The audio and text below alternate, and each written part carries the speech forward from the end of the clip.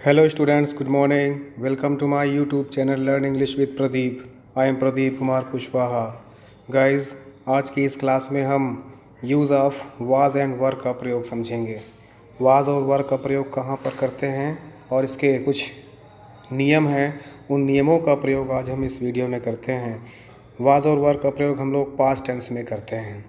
Guys, अगर आपको video पसंद आए तो वीडियो को लाइक और शेयर करें तथा चैनल को सब्सक्राइब करें और बेल आइकन प्रेस करें ताकि आपको नए नए वीडियोस का नोटिफिकेशन मिलता रहे। Past tense. पास्ट टेंस में वाज और वर का प्रयोग करते हैं। वाज का हिंदी अर्थ है था, थी, थे या होता था। उसी प्रकार वर WERE वर का हिंदी में अर्थ है थे, थी या होते थे। आइए इसका अफर्मेटिव सेंटेंस से शुरुआत करते हैं, जिसे हिंदी में सकारात्मक वाक्य कहते हैं। अफर्मेटिव सेंटेंस, सकारात्मक वाक्य। एग्जाम्पल के माध्यम से शुरुआत करते हैं। पहला एग्जाम्पल है, अशोक एक महान राजा था। Ashoka was a great king. तुम्हारा भाई हमारे साथ था। Your brother was with us. तोते पिंजड़े में थे। The parrots were in the cage.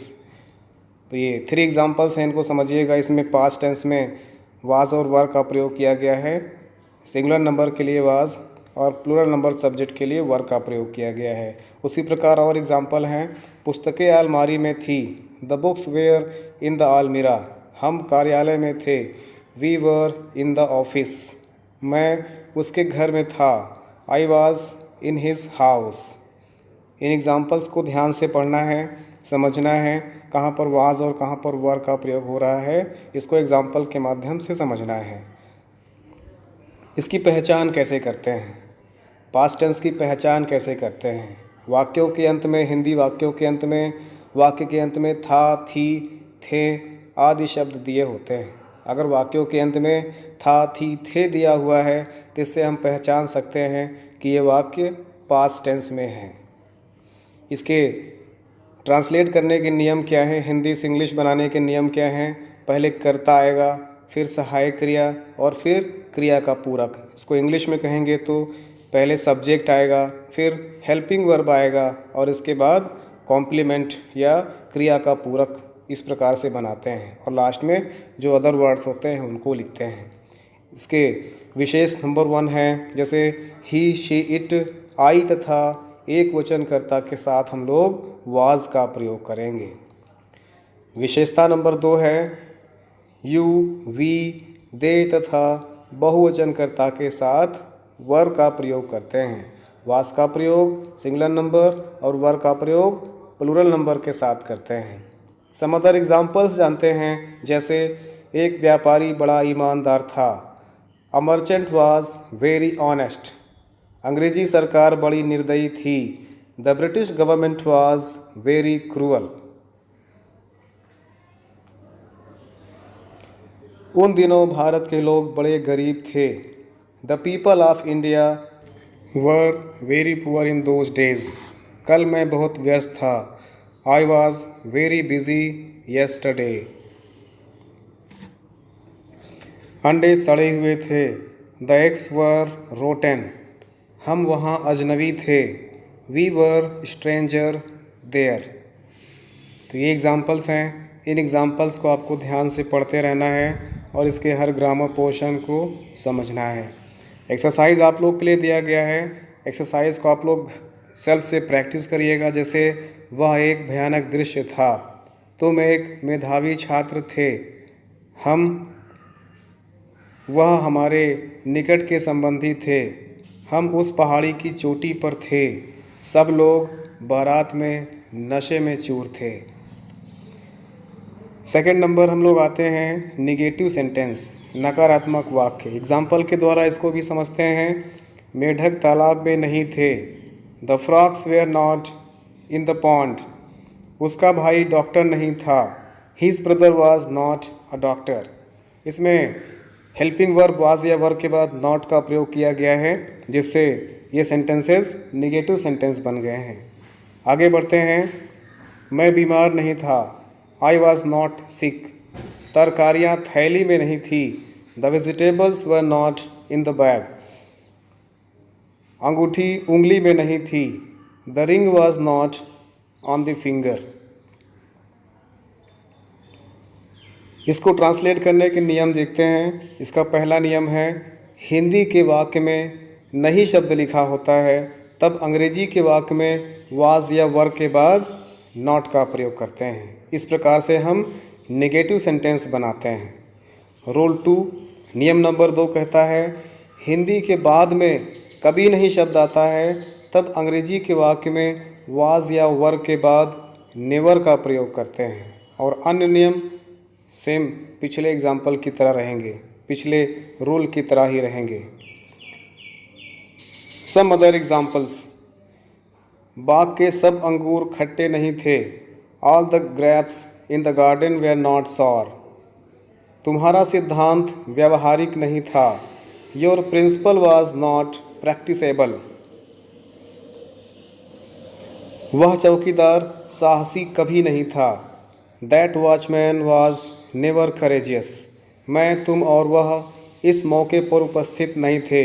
You, he and I were not present on the occasion. Exercise आप लोग के लिए दिया गया है। एक्सरसाइज को आपको खुद से ट्रांसलेट करना है हिंदी से इंग्लिश में। जैसे, उसका इरादा अच्छा ना था। अकबर पढ़ा लिखा ना था। वे गणित में अच्छे नहीं थे। मेले में पर्याप्त पुलिस बल ना था। साधु महात्मा लोग जंगल में सुरक्षित नहीं थे। इसमें कुछ हार्ड वर्ड दिए गए हैं, जैसे इरादा का होता है इंटेंशन। पढ़ा लिखा को इंग्लिश में लिटरेट कहते हैं। गणित मैथमेटिक्स। पर्याप्त सफिशिएंट। साधु महात्मा लोग सेंट एंड हर्मिट। सुरक्षित safe. Next number, interrogative sentence, जिसे हिंदी में प्रश्नवाचक वाक्य कहते हैं। आइए एग्जाम्पल के द्वारा इसको भी समझते हैं। क्या सूरदास एक अंधे कवि थे? Was Surdas a blind poet? क्या मैं बाग में था? Was I in the garden? तुम्हारे साथ कौन था? Who was with you? तो इस प्रकार से सेंटेंस के लास्ट में क्वेश्चन मार्क का प्रयोग करते हैं। आगे बढ़ते हैं। तुम्हारी पत्नी कहाँ थी? Where was your wife? क्या दीवार पर तस्वीरें नहीं थी? Was the picture not on the wall? कमरे में कितने मेहमान थे? How many guests were in the room?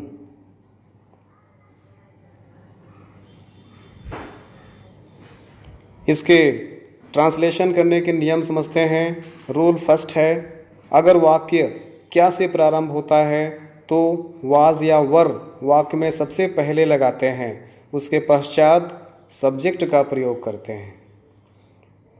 Rule 2 नियम नंबर 2, अगर वाक्य के बीच में प्रश्नवाचक शब्द दिए गए हैं तो सबसे पहले उसकी अंग्रेजी बनाते हैं, उसके पश्चात वाज या वर, फिर सब्जेक्ट अर्थात कर्ता का प्रयोग करते हैं। नियम नंबर 3, रूल 3, अगर वाक्य में how many, how much, whose, which आदि शब्द दिए हों तो उनके साथ उनसे संबंधित नाउन्स का प्रयोग करते हैं। हाउ मेनी, हाउ मच, विच या हुज के बाद उनसे संबंधित नाउन्स होनी चाहिए। रूल 4 कहते हैं, इंट्रोगेटिव नेगेटिव में अगर वाक्य प्रश्न सूचक शब्द से प्रारंभ हो तो वाज या वर के पश्चात नॉट का प्रयोग करते हैं। वीडियो को पॉज करके बार बार री लिसन करिएगा, तब कॉन्सेप्ट्स क्लियर होंगे। फिर कॉपी में नोट डाउन भी करते चलिएगा। रूल 5 है, कौन वाले शब्दों में सबसे पहले हु, फिर सहायक क्रिया, फिर कॉम्प्लीमेंट का प्रयोग करते हैं। जो सेंटेंस कौन या हु से प्रारंभ होते हैं तो उनको इंग्लिश में हु के बाद सहायक क्रिया फिर कॉम्प्लीमेंट लगा करके बनाया जाता है। रूल 6 मोस्ट इम्पॉर्टेंट, वाक्य के अंत में प्रश्न सूचक चिन्ह या क्वेश्चन मार्क अवश्य लगाते हैं। क्वेश्चन मार्क के माध्यम से ही हम इंट्रोगेटिव सेंटेंस की पहचान करते हैं। सम अदर एग्जाम्पल्स, क्या यह किसान बहुत गरीब था? Was this farmer very poor? क्या तुम्हारे भाई ईमानदार थे? Were your brothers honest? कुछ और एग्जाम्पल्स की चर्चा करते हैं। जैसे, क्या गंगा एक बड़ी नदी नहीं थी? Was the Ganga not a big river? तुम उदास क्यों थे? Why were you sad? Was the Ganga not a big river? Why were you sad? Next example. तुम्हारी गाय कहाँ थी? Where was your cow? तुम्हारे पिताजी कौन थे? Who was your father? इस प्रकार से ये एग्जाम्पल्स हैं जो हेल्पिंग वर्ब टाइप और क्वेश्चन वर्ड टाइप दोनों प्रकार के सेंटेंसेस हैं। इनको ध्यान से समझते चलना है। आगे मिसलेनियस एग्जाम्पल्स देखते हैं, जैसे क्या पिताजी इस समय ऑफिस में नहीं थे? Was the father not in the office at this time? क्या तुम अपने काम में मेहनती नहीं थे? Were you not industrious in your work? Next example, तुम्हारा भाई आलसी क्यों था? Why was your brother lazy? तुम कायर क्यों थे? Why were you coward? ये क्वेश्चन वर्ड टाइप है क्योंकि प्रश्नवाचक शब्द से सेंटेंस की शुरुआत होती है। कुछ मिसलेनियस एग्जाम्पल्स आप लोग के लिए हैं जिसमें अफर्मेटिव, नेगेटिव, इंट्रोगेटिव तीनों सेंटेंसेस का प्रयोग किया गया। जैसे एक व्यापारी बड़ा ईमानदार था। A merchant was very honest. अंग्रेजी सरकार बड़ी निर्दयी थी। The British government was very cruel. उन दिनों भारत के लोग बड़े गरीब थे। The people of India were very poor in those days. जैसे कल मैं बहुत व्यस्त था। I was very busy yesterday. अंडे सड़े हुए थे। The eggs were rotten. हम वहाँ अजनबी थे। We were stranger there. इन एग्जाम्पल्स को ध्यान से समझना है और समझ करके करना है। अब नेगेटिव सेंटेंसेस की बात करते हैं, जैसे बाग के सब अंगूर खट्टे नहीं थे। All the grapes in the garden were not sour. तुम्हारा सिद्धांत व्यवहारिक नहीं था। Your principle was not practicable. वह चौकीदार साहसी कभी नहीं था। That watchman was never courageous. और नेगेटिव सेंटेंस एग्जाम्पल समझते हैं, जैसे मैं, तुम और वह उस मौके पर उपस्थित नहीं थे। You, he and I were not present on the occasion. मैं निवास स्थान के अंदर नहीं था। I was not in side the residence. Interrogative sentence की बात करते हैं। इंट्रोगेटिव सेंटेंस जैसे क्या वह एक साधारण लिपिक था? Was he an ordinary clerk. क्या आप वहाँ जाने को उत्सुक थे? Were you eager to go there. क्या वे जूते सुंदर और टिकाऊ नहीं थे? Were those shoes not fine and durable. इस मुकदमे के पुराने दस्तावेज कहाँ थे? Where were the old documents of these case. वह भूमि उपजाऊ क्यों नहीं थी? Why was that land not fertile. तुम्हारा झगड़ालू मित्र कौन था? Who was your quarrelsome friend? Some examples are given for practice. जैसे क्या हुआ अपने दोस्तों के प्रति अंधा था? क्या वह अपने दोषों के प्रति अंधा था? क्या आप मेरे उत्तर से संतुष्ट नहीं थे? वह मेरी ख्याति से ईर्ष्यालु क्यों था?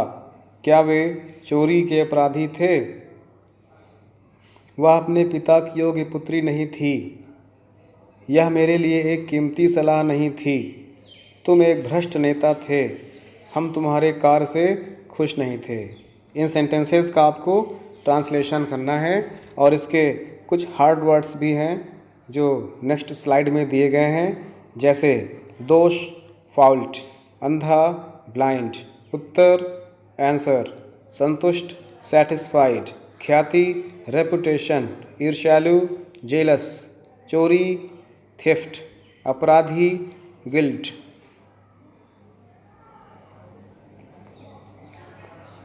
Watch the video again and again to make clear the concept. Concepts को क्लियर करने के लिए वीडियो को बार बार देखें।